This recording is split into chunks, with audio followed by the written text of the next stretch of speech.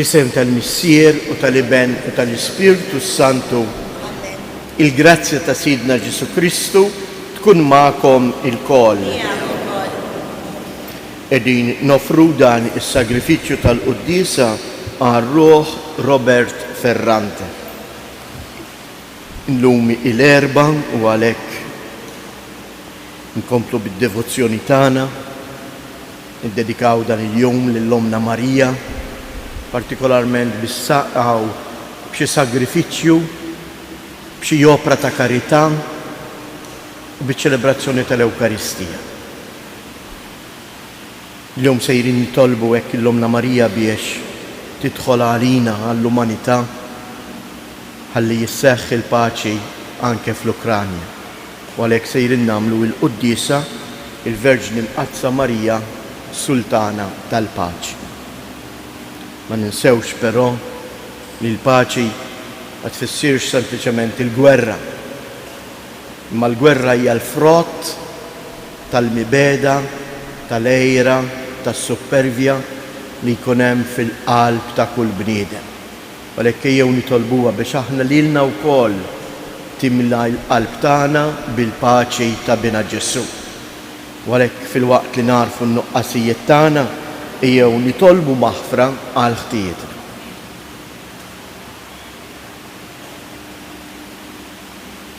Mulej ħniena, Kristu ħniena, mulej ħniena.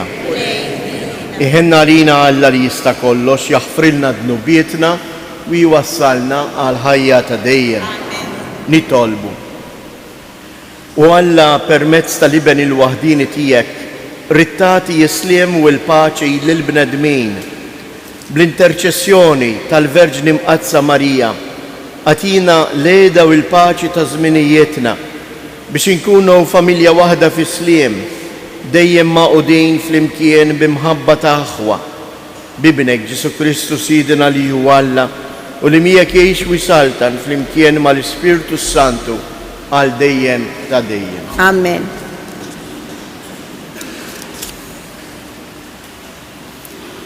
Dawk li huma ta' Kristu Ġesu salbu l-ġisem bil-ġibdiet u l-passjonijiet tiegħu. Qari mill-littra ta' San Pawla Apostlu lil Galatin, ħuti, jekk lilkom imexxikom l-Ispirtu m'intomx taħt il-liġi. L-emejjel tal-ġisem huma magħrufa: żina, faħx, nuqqas ta' rażan, idolatrija, seħer, mibeda, ġlied, ejra, kolla, ambizzjoni, firda, partiti, invidja, sokor, dbaħrit u ħwejjeġ bħal dawn. Inbissikom bħalma wissejtkom qabel min jagħmel dawn il-ħwejjeġ ma jridx is-saltna ta' Alla. Il-frott tal-Ispirtu huma imħabba, lena, is-sliem, is-sabar, il-ħnina, it-tiba, il-fidi, il-ħlewa, ir-rażan. Kontra dawn m'hemmx liġi. Dak li huma ta' Kristu Ġesu salbu l-ġisem bil-ġibdiet u l-passjonijiet tiegħu. Jekk ngħixu bl-Ispirtu, ħalli nimxu bl-Ispirtu. Il-kelma tal-mulej. Għas-salm responsorjali nwieġbu min jiġi warajk mulej ikollu id-dawl tal-ħajja. Min jiġi warajk mulej ikollu d-dawl tal-ħajja.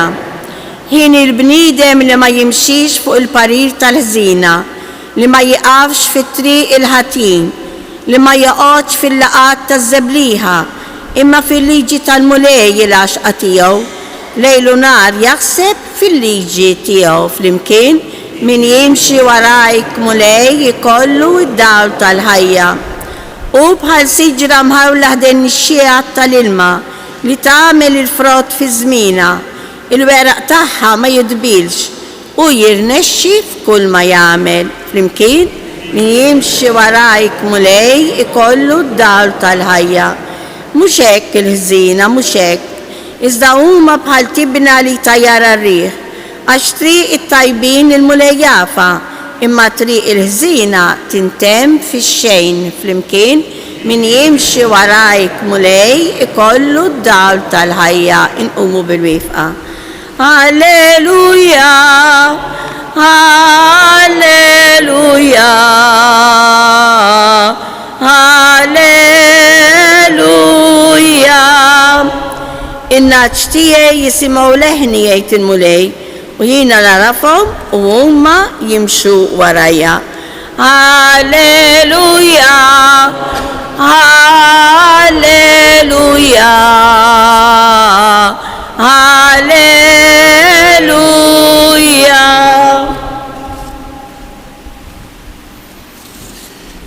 Il-mulej ma'kom. Qari mill-Evanġelju skont San Luqa. F'dak iż-żmien il-mulej qal: ħażin għalikom intom il-Fariżej, intom tħallsu d-deċmi fuq in-nanieħ u l-fejġel u fuq kull xorta ta' ħxejjex u imbagħad għal dik li hi ġustizzja u imħabba ta' Alla tħallu kollox għaddej. Dawn kien imiskom tħarsu mingħajr ma tħallu l-oħrajn barra. Ħażin għalikom intom il-Fariżej, intom tħobbu s-siġġijiet ta' quddiem fis-sinagogi u min iselmilkom fil-pjazzett. Ħażin għalikom, iskom l-oqbra li ma tarafhomx u n-nies tgħaddi minn fuqhom bla ma tintebaħ bihom. Qabes wieħed mill-orrief tal-liġi joqallu: Mallem, b'dan li qiegħed tgħid qiegħed tajjar lilna wkoll. Qallu Ġesu: ħażin għalikom ukoll intom il-orrief tal-liġi. Intom tabbu n-nies b'tabijiet li bil-kemm wieħed jiflahom u li intom stess anqas b'seba' wieħed ma tmissuhom. Il-kelma tal-mulej.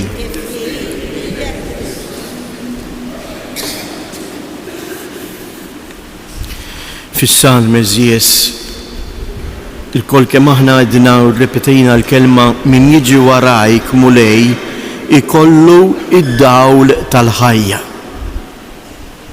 Għaliex? Għaliex il-kelma tal-mulej jekk jiena ngħixha, jekk jiena nilqaħħa, ma tkunx kelma sempliċement li tidħol minn widna u toħroġ mill-oħra. Allura dik issir dawl għalija u tatini il-erf veru ta' kif jien għandi ngħix. Dan kien l-iżbal tal-Fariżej eżies.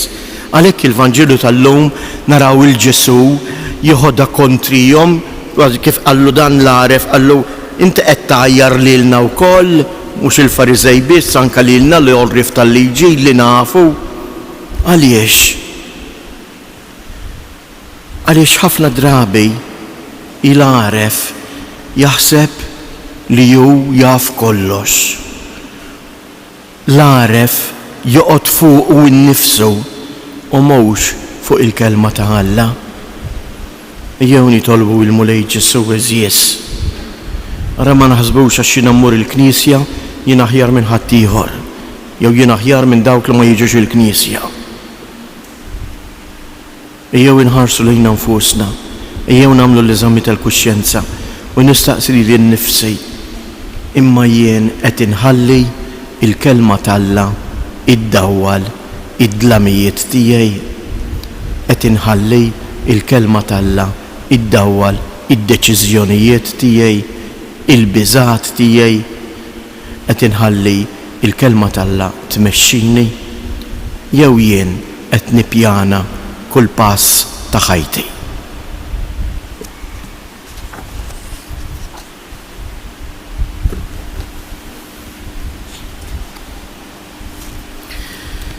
Kuti eżies il-kelma ta' Alla hija ħajja u tqawwi l-qalb. Ejjew nitolbu il-mulej Ġesu jagħtina l-qawwa biex bħal Verġni Marija aħna nibnu ħajjitna fuq kelmtu. Sabiex il-liġijiet li jmexxu l-Knisja ikunu dejjem frott attent mis-smieħ tal-kelma ta' Alla nitolbu. jitolbuk mulej sabiex il-kelma tiegħek iddawwa lill-qalb tal-mexxejja tal-pajjiżi ħalli tassew jaħdmu għal ġustizzja vera u paċi u sliem fost l-umanità nitolbu. Għalina l-koll li lilna ġiet imħabbra din il-kelma biex bil-għajnuna tal-Ispirtu il-kelma li lilna waslitilna narfu ngħixuha fil-ħajja tagħna ta' kuljum nitolbu. Min dan is-santwarju għażiż ta' Ommok Marija nitolbuk mulej birek il-familji tagħna. Għamel li kull familja titgħallem dejjem tibni il-futur tagħha stess u tniżżel il-pedamenti fis-sod fuq il-kelma tiegħek nitolbu. Inresqulek Missier Qaddis il-weġġat, il-biżat, id-dbatija ta' ħutna l-morda. Għamel li huma jsibu il-faraġ fil-kelma tiegħek u persuni li juruhom imħabtek nitolbu. Fiskiet inresqu it-talbiet tagħna.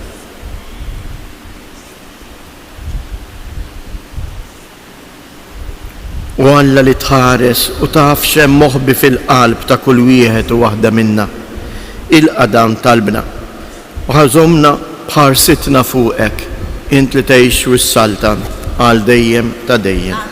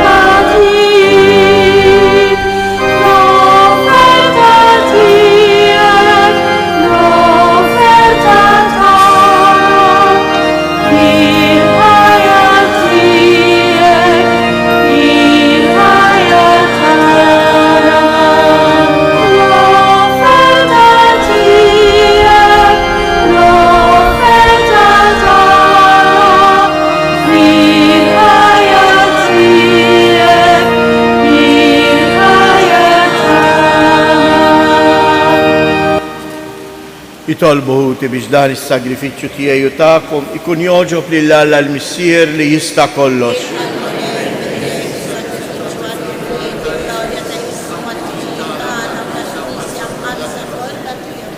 Aħna nagħtu ġieħ lill-Verġni Mqazza Marija s-Sultana tal-Paċi nofrulek mulej is-sagrifiċċju għat-tpattija ta' ħtijietna u nitolbuk biex fil-ħniena tiegħek tagħti dan id-don tal-għaqda u s-sliem lill-familji kollha tiegħek bi Kristu Siedna. Il-mulej magħkom nerfgħu lubna il fuq niżlu ħajr lill-mulej Alla tagħna. Sewwa u xieraq tas-sew Missier Qaddis tajjeb u taġid tas-salvazzjoni tagħna li dejjem u kull imkien inroddulek ħajr u nollu b'tifħir xieraq il-kobor tiegħek f'din iċ-ċelebrazzjoni tal-Verġni Mqazza Marija.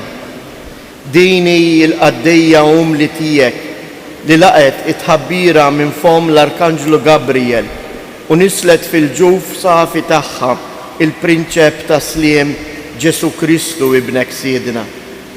Dini hija dik l-om li brabta sħiħa mar-rieda ta' Alla waqfet qalbina ħdejn is-salib u meta minn fuq u ibnek bid-dem tiegħu ġab is-sliem fil-ħolqien kollu għas-salvazzjoni tagħna. Din hi d-dixxiplu ta' Kristu li talmet tħobb is-sliem u msieħba qalb waħda fit-talb mal-Apostli ħerqana talbet għall-miġja tal-Ispirtu tal-għaqda u s-sliem tal-imħabba u lena imwiet mill-Missier. U għalhekk flimkien mal-anġeli l-qaddisin kollha intennulek l-innu ta' tifħir u ngħidu bla qiegħda Qaddis, Qaddis, Qaddis, mulej Alla tal-eżerċitu, tismewwitu l-art mimlija bil-glorja tiegħek u sanna fl-ogħla ta' smewwiet imbirek minn ġej fisem il-mulej Osanna fil-oli ta' smewiet.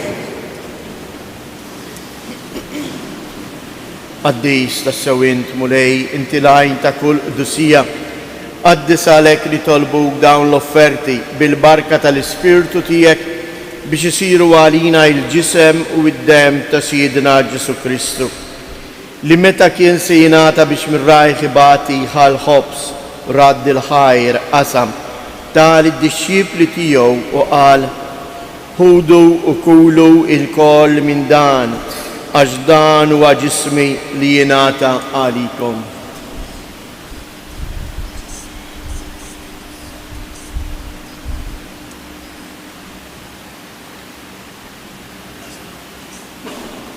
Ekku koll wara dik l-aħal kalċi reġa' radd il-ħajr tal id-disċipli tiegħu u qal ħudu u jxorbu minnu il-koll għax dan huwa il-kalċ ta' demmi tal-patt il-ġdid li jibqa' dejjem.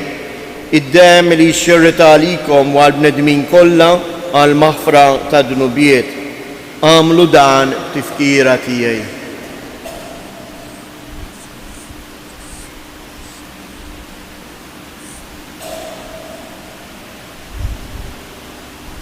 Danu il-misteru tal-fidi inħabbru l-mewt tiegħek mulej. Inxandru bil-ferħ il-qawmien tiegħek nistennewk sa ma tiġi fil-glorja. Għalhekk aħna nagħmlu dan b'tifkira tal-mewt u l-qawmien ta' Siedna Ġesu Kristu, nofrulek mulej il-ħobs tal-ħajja u l-kalċi tas-salvazzjoni u nroddulek ħajr għaliex oġbok tilqana hawn quddiemek biex naqduk. U miċċa kontana nitolbu lill-Ispirtu Santu jaqqadna f'ġisem wieħed lilna li nieħdu sem mill-ġisem u id-dem ta' Kristu. Ftakar mulej fil-Knisja tiegħek imxerda mad-dinja kollha u ttaqaf l-imħabba flimkien mal-Papa Franġisku, mal-Isqof tagħna Anton, l-isqfijiet u l-ministri tiegħek kollha. Ftakar ukoll fħutna li raqdu bit-tama tal-qawmien. Ftakar fil-mejtin kollha daħħalhom quddiemek fid-dawl tas-sebħ tiegħek. Ħenna lina l-koll nitolbuk għati lilna wkoll il-wirt tal-ħajja ta' dejjem flimkien mal-Verġni mqazzhom Malla Marija, mar-raġel tagħha San Ġusepp, l-Apostli u l-Qaddisin kollha li jgħixu fil-ħbiberija tiegħek sa mill-bidu tad-dinja. Għamel li magħhom infaħruk u nsebħuk Ġesu Kristu ibnek. Bi Kristu, ma' Kristu u fi Kristu jingħata lilek għalla missier li tista' kollox flimkien mal-Ispirtu Santu kull ġieħ u glorja għal dejjem ta' dejjem. Kif jiena u int nistgħu nagħtu ġieħ u glorja lill-Alla l-Missier l-Iben u l-Ispirtu it-Trinità qaddisa billi ngħixu dak li issa sejrin nitolbu bil-fom, billi ngħixu impoġġu fil-prattika il-kelma tal-mulej. U għalhekk ngħidu, missierna li inti fis-smewiet jitqaddes ismek, tiġi saltnatek, ikun li tritjent kif is-sema hekk fl-art. Ħobżna ta' kuljum matina llum, aħfrilna dnubietna bħalma naħfru lil min hu ħati għalina. U la ddaħħalniex fit-tiġrib, iżda eħlisna mid-deni. Eħlisna nitolbuk mulej minn kull deni. Għatina fit-tieba u l-ħnina tiegħek il-paċi fi żmienna biex inkunu ħielsa dejjem midnub u imħarsa minn kull inkwiet. Aħna u nistennew u nittamaw ilejna u l-miġja tas-Salvatur tagħna Ġesu Kristu.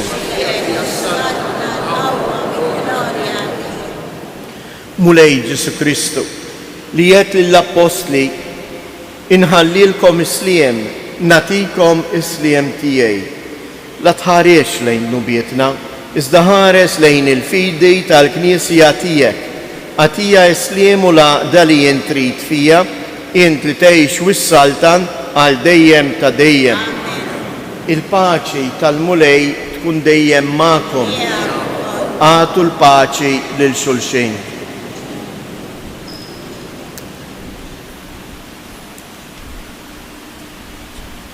ħaruf ta' Alla.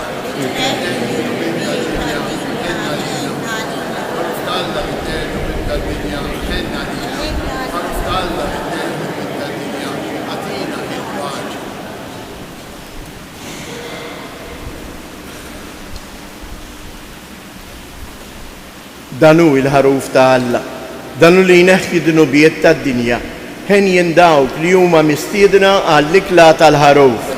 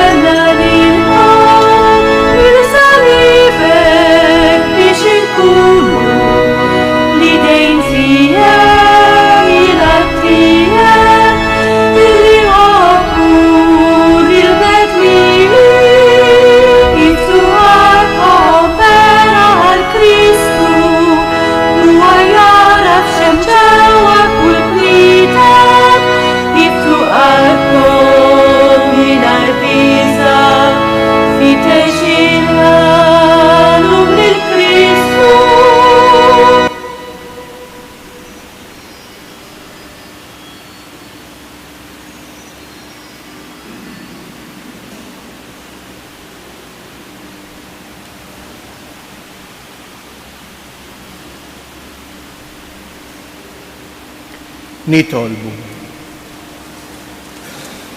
Atina mulej l-Spiritu tal-imħabba biex bis-saħħa ta' tqarbina li għamilna bil-ġisem u d-dem ta' ibnek il-waħdieni f'din it-tifkira tal-Verġni Mqazza Marija s-Sultana tal-Paċi infittxu li jinġibu il-qudiem fostna dak isliem li ħallilna Ġesu Kristu Siedna u li jgħix u jisaltan għal dejjem ta' dejjem. Il-mulej ma'kom. Iberikkom Alla li jista' kollox, il-Missier, l-Iben u l-Ispirtu Santu.